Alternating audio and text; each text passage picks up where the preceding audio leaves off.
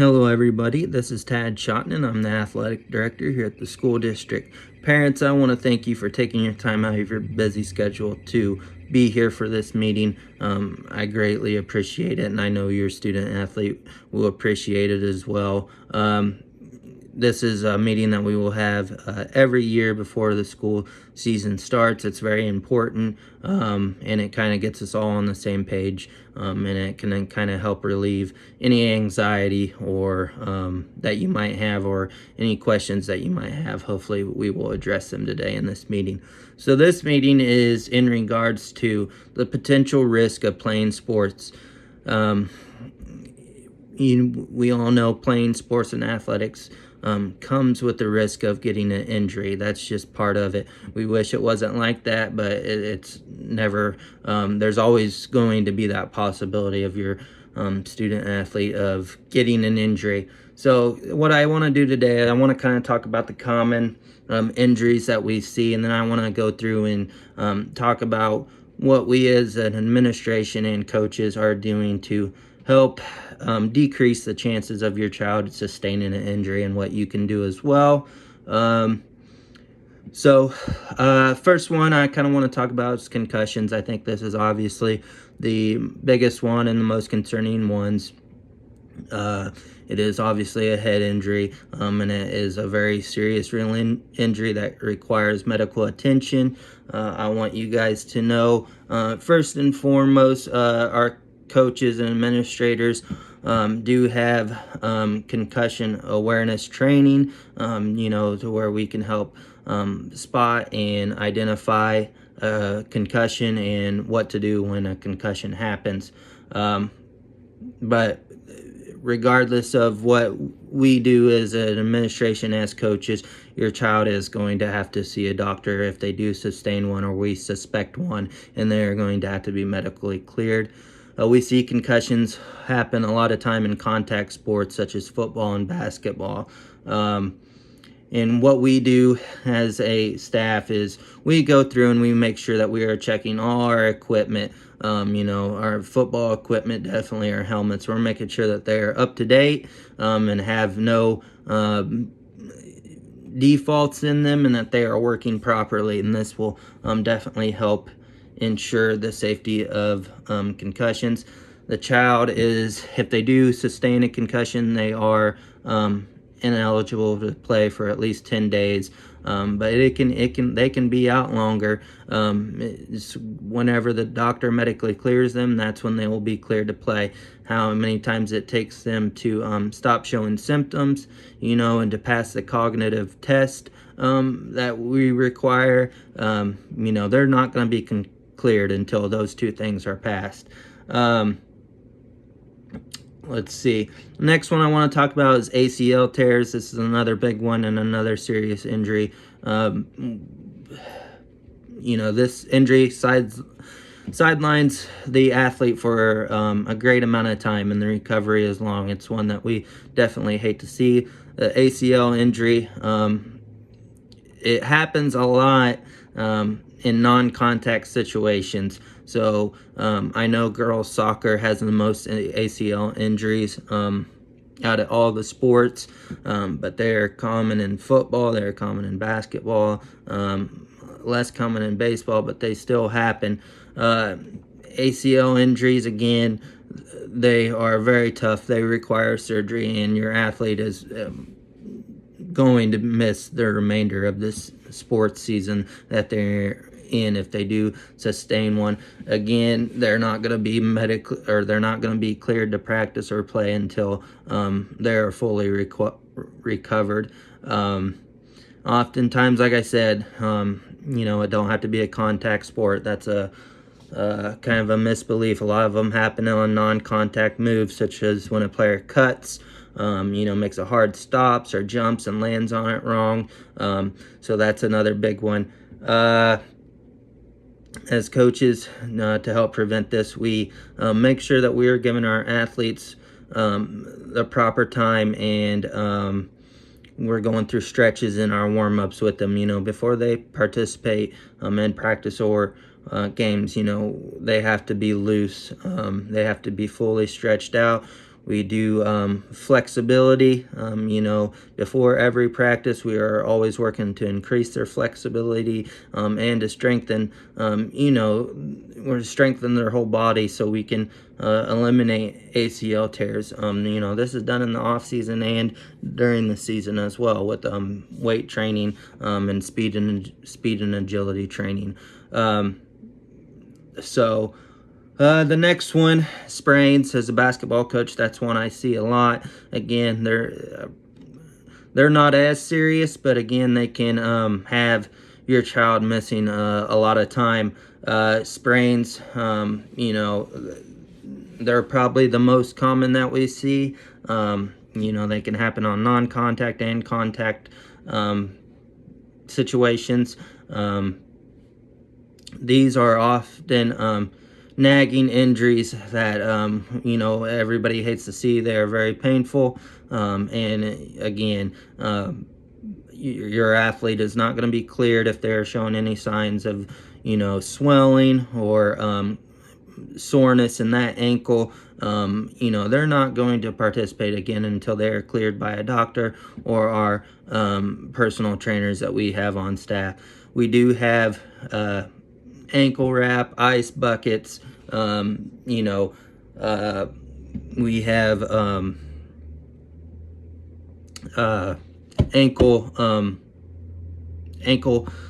tape, ankle braces. That's what I was looking for. Ankle braces on deck so that they can, if they feel, more comfortable wearing them, they are more than welcome to.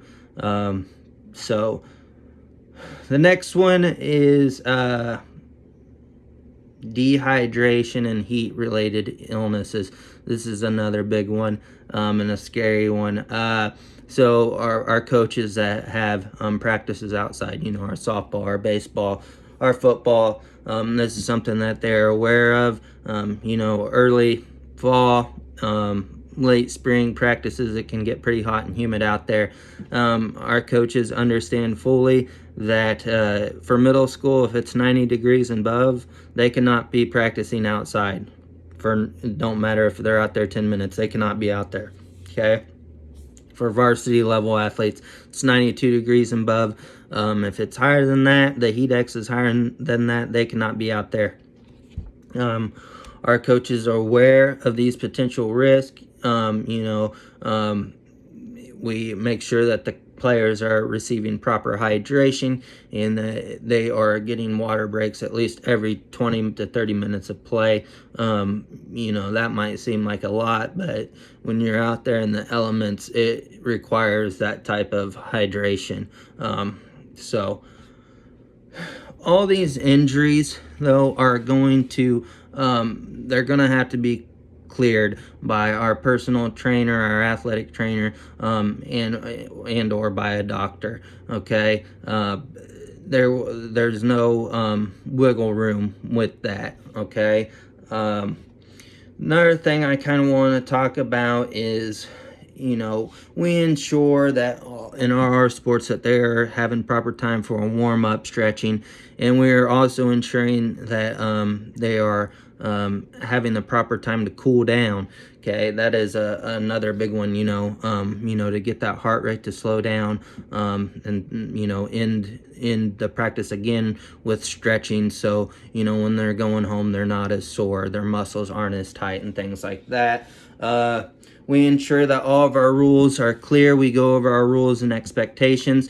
If we see a kid doing something fundamentally wrong or their technique's wrong, we address it immediately, and we make the kid, the student athlete, show us that they can properly do that technique. If they cannot, they will no longer be able to do that exercise or drill or whatever it is.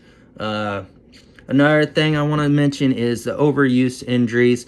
So these happen a lot to athletes that are doing a lot and not getting the proper time to rest and recover. It happens a lot with burnout athletes, that have heavy fatigue. I know baseball players, overuse injuries is big for pitchers. Their throwing arm, their shoulders. If they're not getting the proper time to rest and stretch out that arm and those muscles, their risk of having overuse injury is going to happen. And when that happens and that risk occurs, then you're more susceptible to muscle tears and strains and things like that. That is something we are aware of, and we have conversations with our athletes, to make sure that we're not overusing a certain repetitive motion with them, and making sure that they are giving themselves proper time to rest and recover when they are home and away from us. So those overuse injuries, those are the ones that we can really help limit the chances of them happening. And it's just being aware and being smart, and understanding that they can definitely lead to a bigger problem. Another thing I want you guys to mention, at all of our sporting events, the athletic trainer will be present, which we are extremely blessed to have. Some schools do not have a full-time athletic director. And during football games, there is always a ambulance that is on call and that is there at the field with us. Again, that's big, and we make sure that we have all your guys' emergency contact, and all the local emergency contacts. All the coaches have that, and they're easily available, and they can pull them out, and we can get, on the line to those people. Another thing I want to mention, if your child has a medical condition that we, your coaches, or administrators do not know about, and that is not in the school's files of your student athlete, we need to know that ASAP, okay?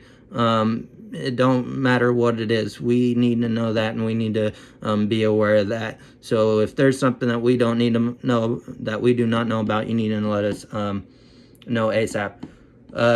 Wrapping things up, I want to end the things on positives. I know this is kind of a negative subject. Again, injuries are, there's always a risk, on anything you do, not just participating in athletics.